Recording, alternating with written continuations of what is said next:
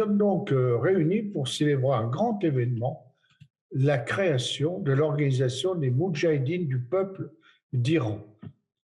Mais évidemment, il faut se remettre dans le contexte. Comment cette organisation, qui joue un rôle si important aujourd'hui, est-elle apparue en Iran? Bien, il y avait un nouveau gouvernement en Iran, celui du docteur Mossadegh, et le docteur Mossadegh, dans sa politique patriotique en faveur du peuple d'Iran, décide que les richesses du sol iranien doivent revenir au peuple iranien et il décide de nationaliser les compagnies pétrolières. Et à ce moment-là, il y a une coalition d'intérêts qui se forme, le Shah d'Iran, les pays étrangers, c'est-à-dire le Royaume-Uni, la France, les États-Unis, et puis le clergé iranien avec le prédécesseur de l'ayatollah Khomeini, Janjani, qui s'oppose au retour des richesses au peuple d'Iran. Et dans ce contexte, les services étrangers, les services secrets britanniques et américains en particulier, en complicité avec le Shah d'Iran, organisent un coup d'État pour renverser le docteur Mossadegh, c'est-à-dire le gouvernement légitime de l'Iran. C'est en Iran qu'on voit un gouvernement pour la première fois qui décide de nationaliser les richesses pétrolières. C'est un acte fantastique de courage et d'indépendance nationale. Donc le docteur Mossadegh est renversé et le peuple d'Iran soutient le docteur Mossadegh et la confrontation s'engage. Et c'est dans ce contexte que vont apparaître les Moudjahidines du peuple d'Iran, c'est-à-dire que c'est le peuple lui-même qui met les mains dans le cambouis, qui s'empare des intérêts nationaux avec cette organisation qui va devenir emblématique avec la figure charismatique de Massoud Rajavi. C'est-à-dire que le docteur Mossadegh avait éveillé beaucoup d'espoir, et ce sont les Moudjahidines du peuple d'Iran qui prennent le relais et qui organisent la résistance. Et ce peuple iranien n'est pas un peuple passif. Il va se battre courageusement. Les militants des Moudjahidines sont torturés en prison. À l'époque, ce n'est pas le VEVAC. Moi, j'étais beaucoup plus jeune qu'aujourd'hui. Mais l'espoir que ces mouvements populaires d'Iran ont fait naître dans le monde entier, tout le monde regardait vers Téhéran, vers les grandes villes d'Iran, pour voir qu'est-ce qui allait se passer.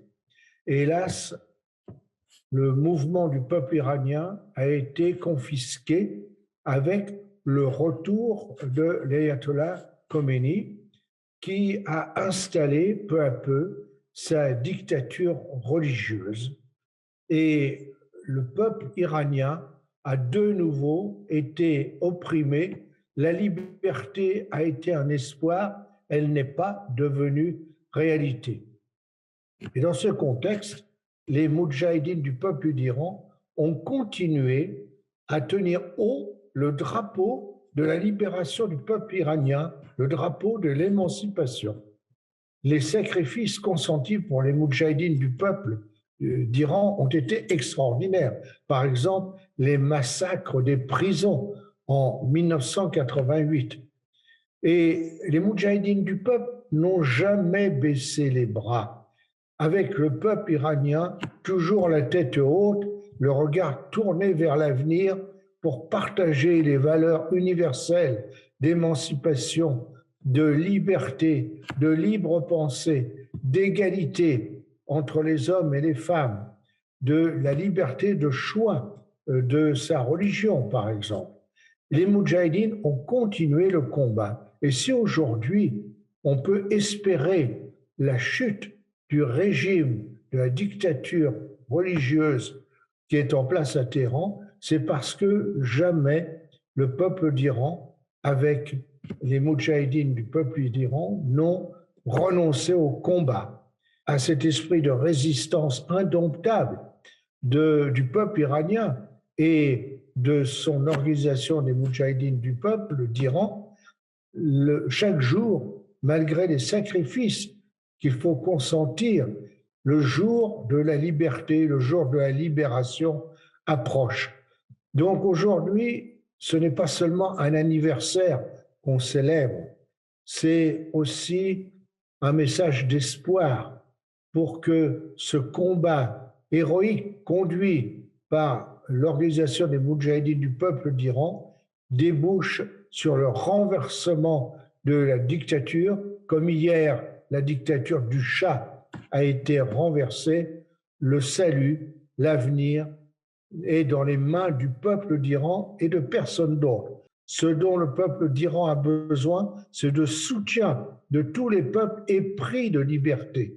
Et ces peuples peuvent faire pression sur le gouvernement pour que les gouvernements étrangers ne soient pas complices de la dictature, parce que ces gouvernements ont des intérêts en Iran. Évidemment, tous ces gouvernements pensent au pétrole en particulier.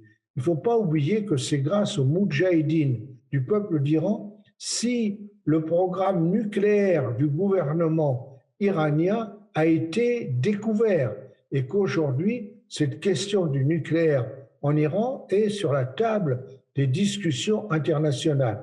Évidemment, la bombe atomique dans les mains des ayatollahs, ce serait dramatique pour la paix dans le monde. Il y a déjà suffisamment de tensions, de dangers dans le monde actuel, sans rajouter la terreur qui résulterait de la maîtrise de la bombe atomique par les ayatollahs. Donc ce n'est pas seulement un anniversaire, ce n'est pas seulement une commémoration, c'est aussi un immense message d'espoir.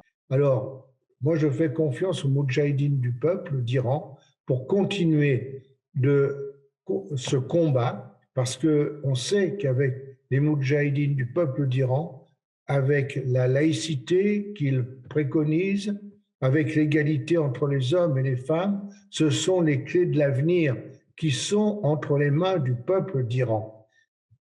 Maintenant, la porte est devant nous. Vous avez les clés et tous ensemble, il faut aider à mettre les clés dans la porte pour qu'elle s'ouvre enfin. Merci.